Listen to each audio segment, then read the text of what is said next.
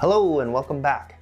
We've defined the requirements for the initial version of our app and we've completed the app design in Figma. Progress! Now, in case you're just joining the series here, this is an unscripted and raw video format where I share the journey of our team building apps for profit. This one is dated October 12th, which is about 2 weeks since our last vlog entry. Okay, with that said, I hope you enjoy this one. Let me update you on what's happened. So we still continue using this single Word doc. You can see this from the 13th. But since last time, what we've done is we've gone through a whole bunch of other apps. So you can see here, we took notes on all of these different things and basically trying to figure out on the mood tracker apps that rank in the top charts these days, what features do they have in common, which would tell me what features people consider as an absolute must. Because I figure that if they are on the top charts for my keyword, then those are the features I should also have. And so that's what we've done here. And that allowed me to think about what sorts of app requirements I would want for the MVP. And ultimately, I want my app to have a lot of features, but for the MVP, I want to launch it quick. So if you're unaware, MVP stands for minimum viable product. To me, that just means a slimmed down, bare bones functionality version of your app that does the basic thing. And for mood tracking, the basic thing is to track moods, being able to review past moods. And right now, initially, all data is just going to be offline because I noticed that all the other apps that I reviewed worked offline. So I think that is a must. Onboarding screen, logging a mood screen, and not just logging a mood, but also adding enough metadata, such as the date and the time, the weather, the location, what you are doing, who you are with, and any notes that you want to add.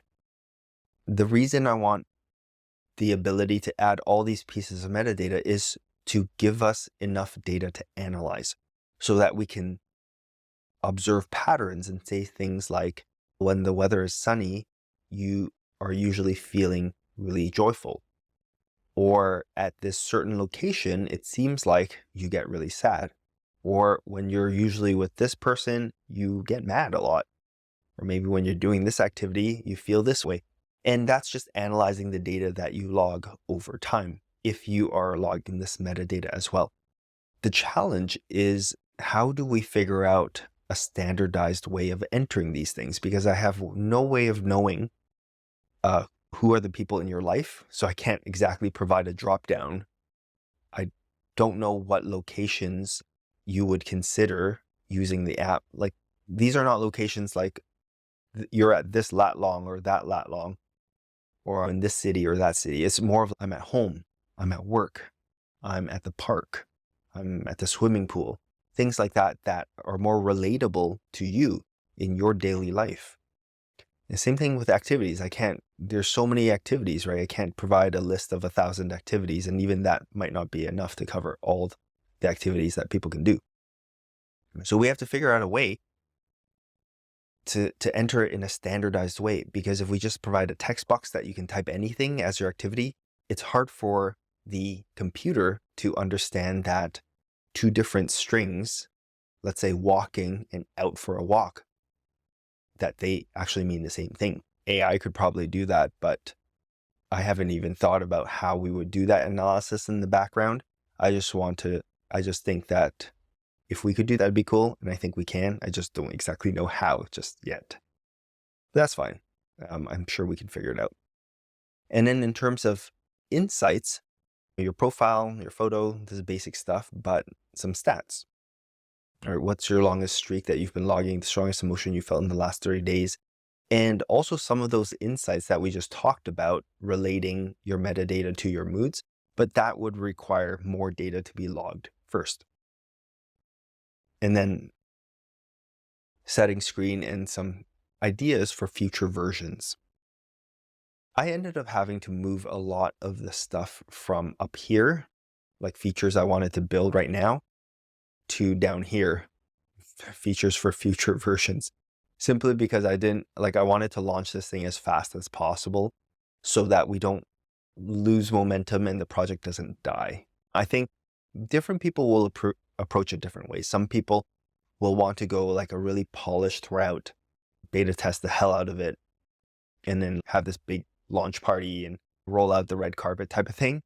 Whereas the way I'm going is doing a very bare bones launch, not trying to raise the roof or roll out the red carpet, but slowly improve it over time. Try to get a few users, get their ideas, improve it, keep releasing features and updates. And I think that way personally feels more rewarding. As for which way is better in terms of getting users and making money, I'm not sure. But I know personally that I have a tendency to drop projects if I lose interest or I lose momentum.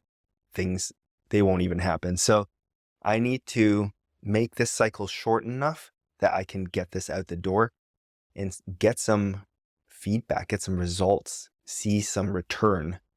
Not in monetary sense, but just in terms of satisfaction, sense of satisfaction. That is what we've done. And then from identifying this core list of requirements, what I did next was just do some sketches in my sketchbook. Start doing some ideas of how I might incorporate these features into some sort of UI. So this is what I came up with, and this is like a V1. But that thing I talked about in the last video about focusing on narrow functionality, but making it feel rewarding, or maybe UX wise feel a little different from the other apps that are out there. So the idea that I went with for this mood tracker app is the concept of cards. So I wanted each time you logged to be a card, and the ability to decorate or customize in terms of look how the card looks. So to be able to add stickers and to be able to add patterns and colors and borders and things like that. I thought that would set it apart from other mood tracker apps. The problem is I don't really know if this is a good idea, right? I don't really know if this is going to be something that people who download this app, if they would want. So as a result, I have not included that in the MVP, the first version of the app, and instead we will roll it out in the future perhaps.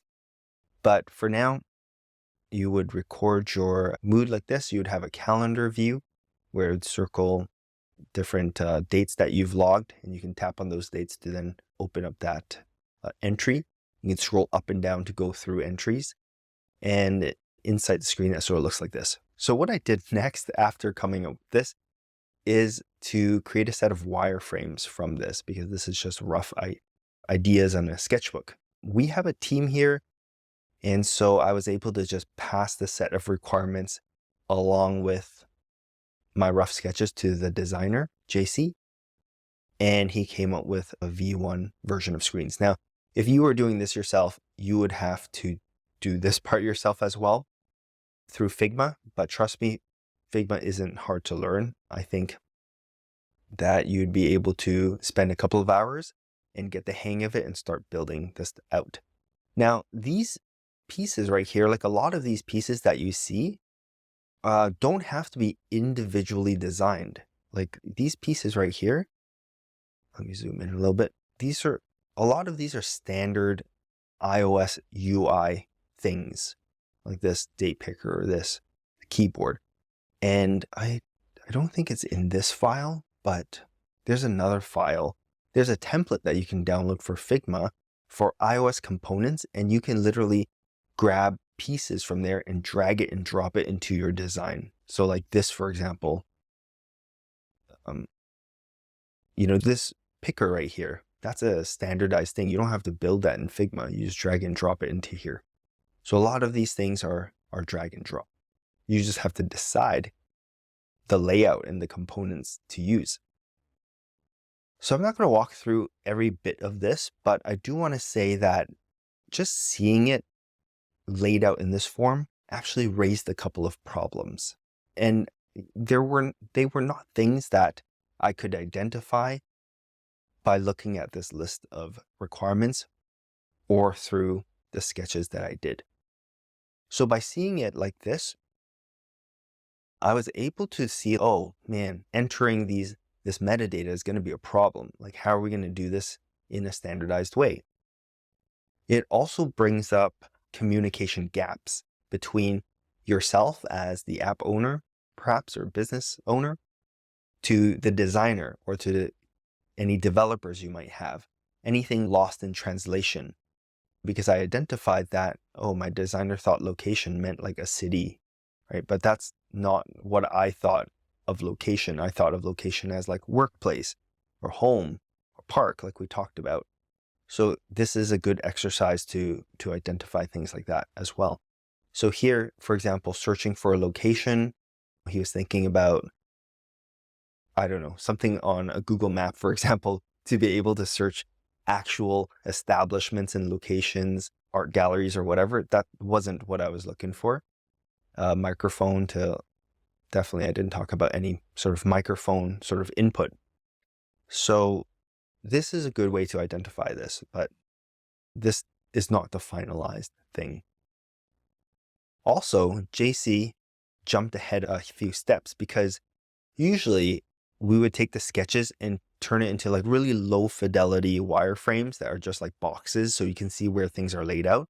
But he just skipped that and went straight to the design. So this is like design in combination with wireframes, which is fine. After JC came up with this, we actually had a meeting with our developers and with JC where he walked us through this and we discussed different aspects of this and we talked about what we liked and what we didn't like, what we thought would be hard to do or not, and then came out a set of changes for him to do a revision for a V2.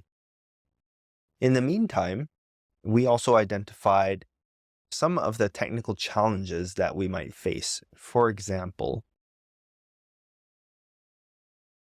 one thing was the color picker.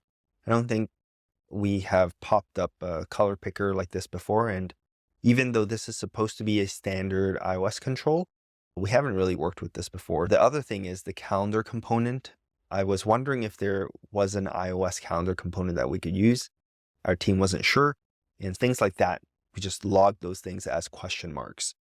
And so out of that meeting came revisions for the designer as well as questions for the technical team to figure out.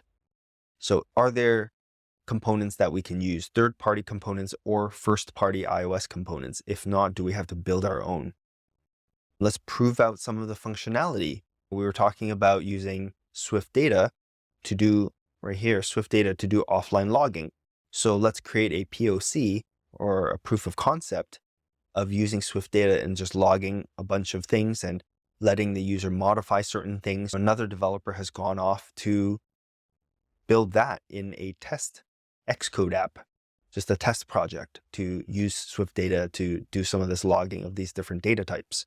So we're just proving out different technical things so that when it comes time to actually build the project, we have these question marks figured out.